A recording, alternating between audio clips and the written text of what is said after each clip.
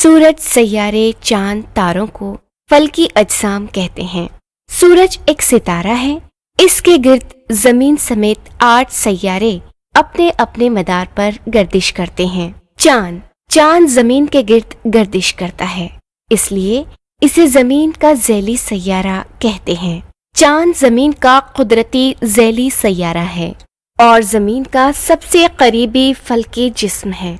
जमीन से इसका फासला औसतन 3,84,400 किलोमीटर है। अमल कीजिए, मुशाहिदा कीजिए। एक जदवल बनाकर इसमें रोजाना चांद के तुलू होने और गुरूब होने के औकात का इंदराज कीजिए। एक बद्र कामिल यानी पूनम से दूसरे बद्र कामिल तक ये अमल कीजिए। आप क्या मुशाहिदा करते हैं? चांद के तुलू होने का वक्त रोज मुख्तलिफ होता है।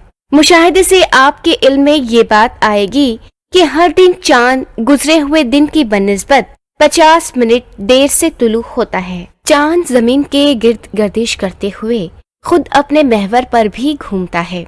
इसे जमीन के गिर्द एक चक्कर लगाने के लिए 27.3 दिन दरकार होते हैं और अपने महवर पर घूमने के लिए भी इतना ही वक्त लगता है। बद्र कामिल गोल होता है।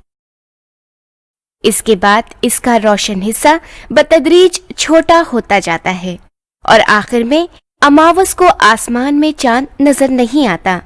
अमावस के बाद चांद का रोशन हिस्सा रोजाना बतदरीज बढ़ता जाता है। चांद के इस तरह छोटा बड़ा नजर आने को अशकाल कमर कहते हैं।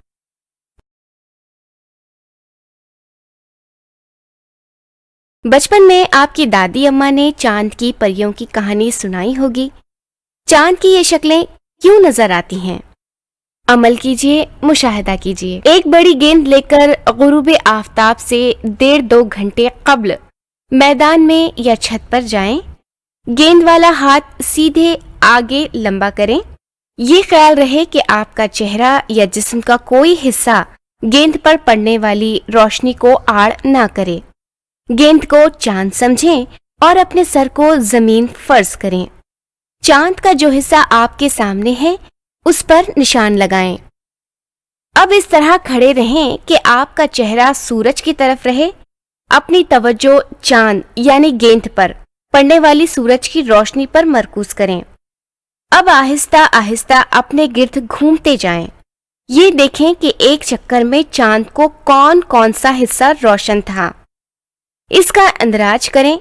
इससे आप पर चांद की शक्लों अशकाल कमर का तसव्वुर वाज़ेह होगा।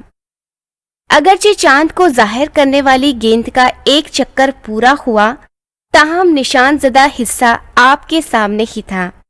चांद के साथ भी यही सूरत होती है।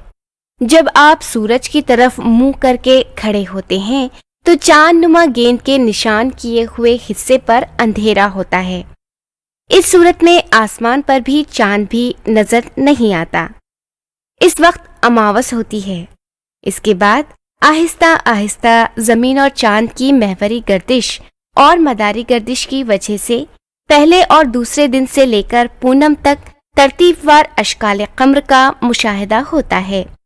जिस वक्त सूरज की जानिब आपकी पुश्त होती है तो गेंद पूरी तरह रोशन होती है। यही पूनम बद्र कामिल होता है। एक अमावस से दूसरे अमावस तक का अरसा 29.5 दिन का होता है।